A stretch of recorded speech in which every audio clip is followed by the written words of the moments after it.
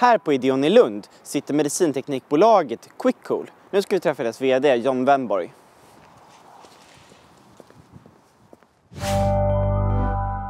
Vi på QuickCool utvecklar ett system för att kyla människokroppen efter stroke, hjärtstopp, allmän feber och våran idé är att vi kyler via näshålan. Först och främst, kan du inte berätta vad terapeutisk kylning är för något och när man använder det? Terapeutisk kylning eller snarare terapeutisk temperaturkontroll. Det handlar om att kontrollera temperaturen. Om man inte kontrollerar temperaturen, till exempel efter en skada, ett trauma eller efter en svår sjukdom, då får man feber. Om man kontrollerar temperaturen, till exempel efter ett hjärtstopp, efter en skallskada, efter stroke, vid sepsis, då har man andra förutsättningar. Vi vet inte exakt vad som är rätt temperatur, men vi tror säkert oss veta att om vi kontrollerar temperaturen, då klarar vi patienterna på ett bättre sätt, vi vårdar dem på ett bättre sätt och resultaten blir bättre. Vad händer i hjärnan vid hjärtstopp och hur fungerar kyla som terapi? Vid hjärtstopp så minskar blodflödet i hjärnan. Och blodflödet är väldigt viktigt för normal hjärnfunktion. Hjärnan förbrukar väldigt mycket energi och den skapas av syrgas och blodglukos. Och detta krävs för att undertrycka de giftiga processerna som normalt sker i hjärnan och som ökar under hjärtstoppet. De skadliga processerna är många och det har forskats fram kanske ett 20-tal sådana mekanismer.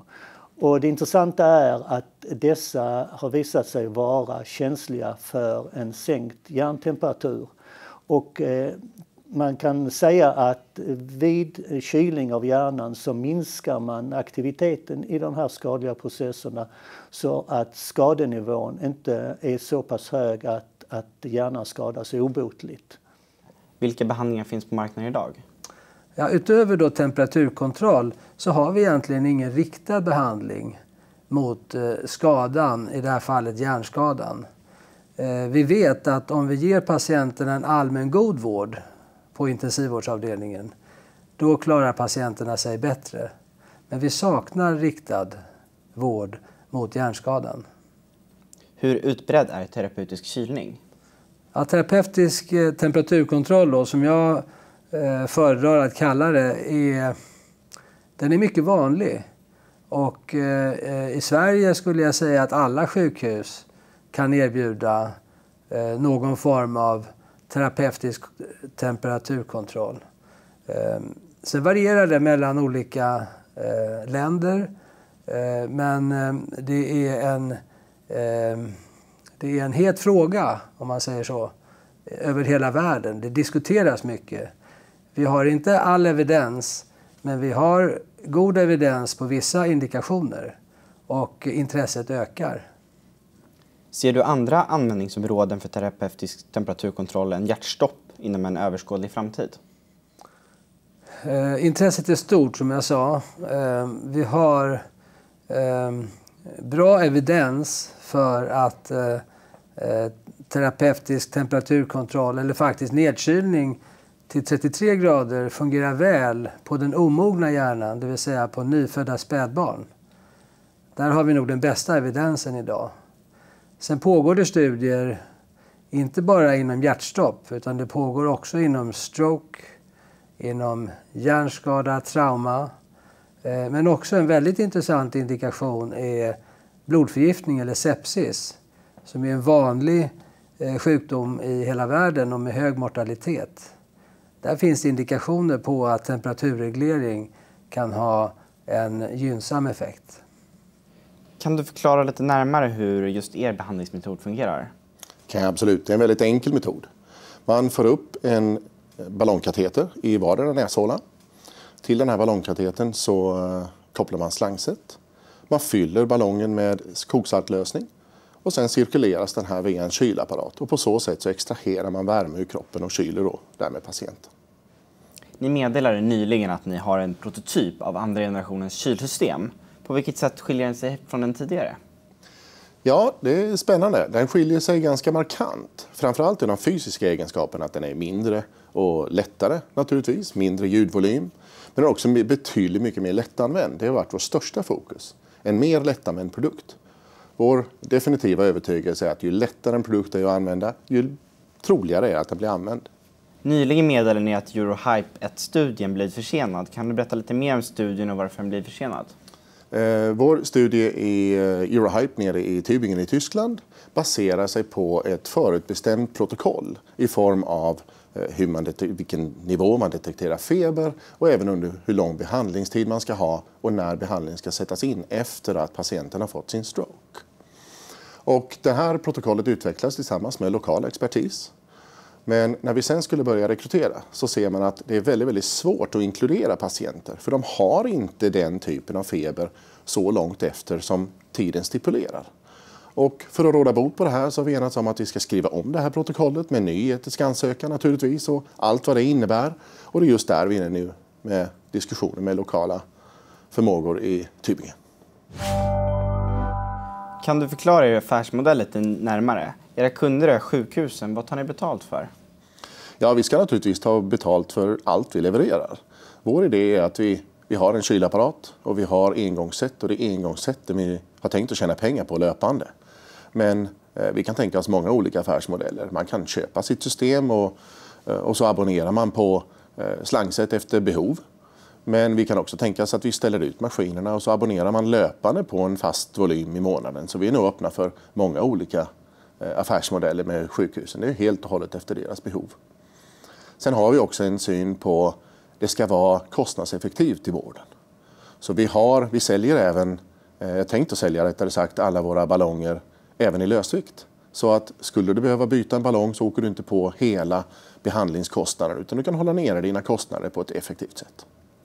Hur stor bedömer du att marknaden för er produkt är?